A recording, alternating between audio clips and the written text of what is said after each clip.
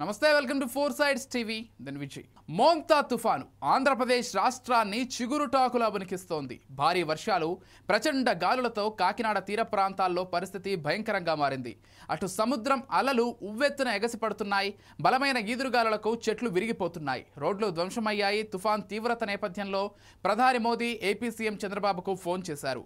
ఏపీలో తుఫాను ప్రభావం ఎలా ఉంది, ఎలాంటి చర్యలు తీసుకుంటున్నారని ఆరా తీశారు. ప్రభుత్వం తీసుకుంటున్న సహాయక చర్యలపై ప్రధానికి వివరించారు సీఎం చంద్రబాబు. సహాయక చర్యల విషయంలో కేంద్రం సహాయ సహకారాలు అందిస్తుందని ప్రధాని నరేంద్ర మోదీ భరోసా ఇచ్చారు. ఇకపోతే మోంతా తుఫాను భీకరంగా మారిందని చెప్పాలి. ఇప్పటికే పలు జిల్లాల్లో భారీ వర్షాలు కురుస్తున్నాయి. ఎలాంటి ఆస్తి ప్రాణ నష్టం జరగకుండా కూటమి ప్రభుత్వం అలర్ట్ అయ్యింది. సచివాలయంలో ముఖ్యమంత్రి చంద్రబాబు అధికారులతో ఎప్పటికప్పుడు సమీక్ష నిర్వహిస్తున్నారు. తుఫానుపై గంట గంటకు బులెటిన్ను రిలీజ్ చేస్తున్నారు. రియల్ టైమ్ గవర్నెన్స్ ద్వారా వాస్తవ సమయంలోనే పూర్తి సమాచారాన్ని జనాలకు అందించాలని బాబు అధికారులను ఆదేశించారు. మరోవైపు మంత్రి లోకేష్కు కీలక బాధ్యతలు అప్పగించారు సీఎం చంద్రబాబు. తుఫానుపై కేంద్రం అందించే సూచనలు తీసుకోవాలని, ప్రధానమంత్రి ఆఫీస్తో టచ్లో ఉండాలని సూచించారు.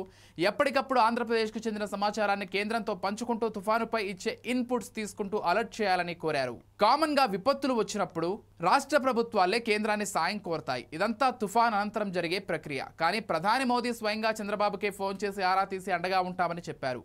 దీన్ని బట్టి ఏపీకి కేంద్రం ఎంత ప్రాధాన్యత ఇస్తుందో అర్థం చేసుకోవచ్చు. తుఫాను ముప్పు విషయంలో ఏపీకి సాయం విషయంపై ప్రధాని ముందుగానే స్పందించడంపై ఆంధ్రప్రదేశ్కు ఎంతటి ప్రాముఖ్యత ఇస్తున్నారో అర్థం చేసుకోవచ్చు. ఇక తీర ప్రాంతాల్లోని ప్రజలు సహాయక శిబిరాల్లో తలదాచుకుంటున్నారు. వారికి మెరుగైన మౌలిక సదుపాయాలు కల్పించాలని సూచించారు సీఎం. తక్షణ సాయంగా 3025 కేజీల రేషన్ బియ్యం అందజేయాలని అధికారులకు ఆదేశించారు ఏపీ ముఖ్యమంత్రి చంద్రబాబు. తుఫాను ప్రభావిత జిల్లాల్లో రేషన్ షాపుల ద్వారా నిత్యావసరాలు అందజేస్తామన్నారు. విద్యుత్ సరఫరాకు అంతరాయం లేకుండా జనరేటర్ సిద్ధంగా ఉంచాలని ఆదేశాలు జారీ చేశారు.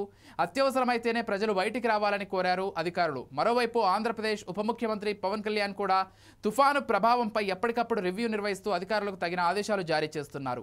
జనసేన నేతలు, కార్యకర్తలు సహాయక కార్యక్రమాల్లో పాల్గొనాలని ఇప్పటికే ఆదేశించారు జనసేన అధినేత పవన్ కళ్యాణ్.